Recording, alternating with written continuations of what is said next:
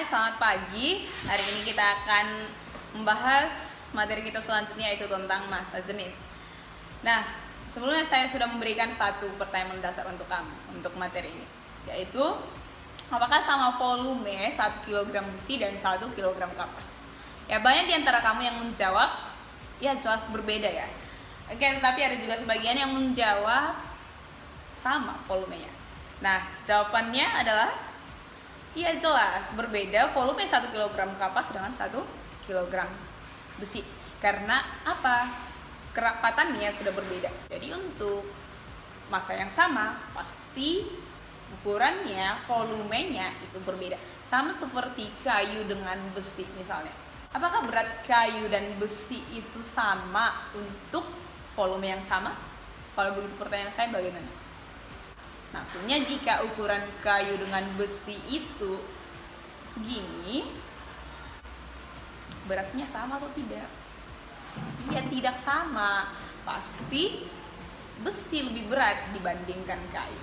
Begitu dia ya. Oke, baiklah, saya akan menjelaskan tentang massa jenis. Di depan saya sudah tersedia beberapa benda. Di sini ada gelas ukur, ada plastisin dengan ukuran yang berbeda, ada uang logam, dan ada styrofoam. Saya akan masukkan benda-benda ini ke dalam gelas ukur. Baik, yang pertama saya akan masukkan uang logam. Bagaimana kira-kira keadaannya?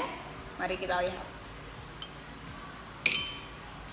Uang logamnya berada di dasar gelas.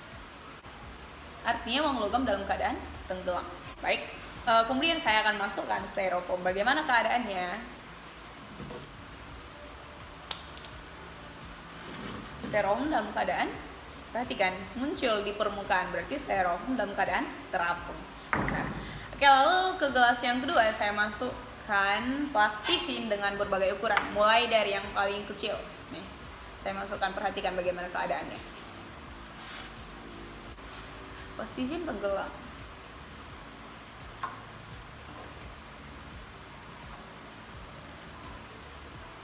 Ada satu plastisin yang terapung. Bagaimana kira-kira apa yang menyebabkan plastisin tersebut terapung sedangkan plastisin yang lainnya itu tenggelam? Apakah massa jenis plastisin ini berbeda-beda? Oke, coba didengarkan konsep ini. Misalnya saya punya sebatang besi berukuran seperti ini. Massa jenis besi itu 7.900 kg per meter kubik. Nah, jadi jika saya potong-potong besi ini menjadi bagian-bagian yang kecil, massa jenis besi itu tetap, jadi tidak berubah.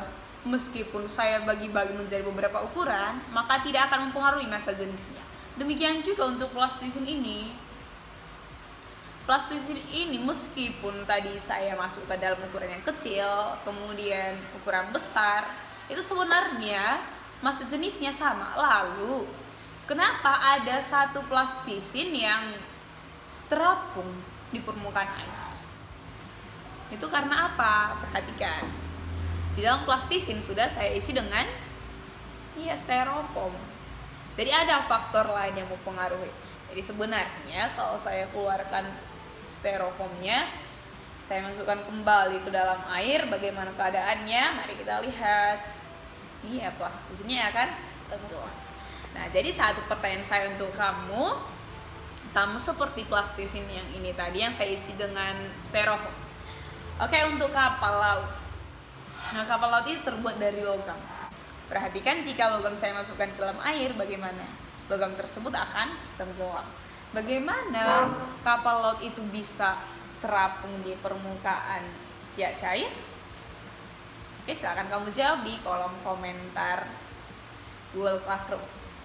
Kamu jawab itu berdasarkan konsep massa jenis, bukan hal-hal lainnya. Oke, baik. Nah, dari praktek sederhana yang saya lakukan, saya akan menjelaskan apa yang menyebabkan styrofoam bisa terapung, uang logam bisa tenggelam, dan satu lagi ada keadaan benda yang disebut dengan melayang.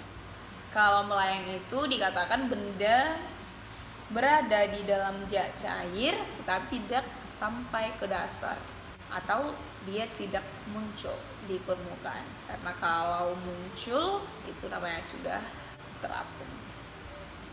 Baik, yang pertama untuk benda yang terapung. Sebuah benda dikatakan terapung apabila massa jenis benda lebih kecil dibanding massa jenis cairnya.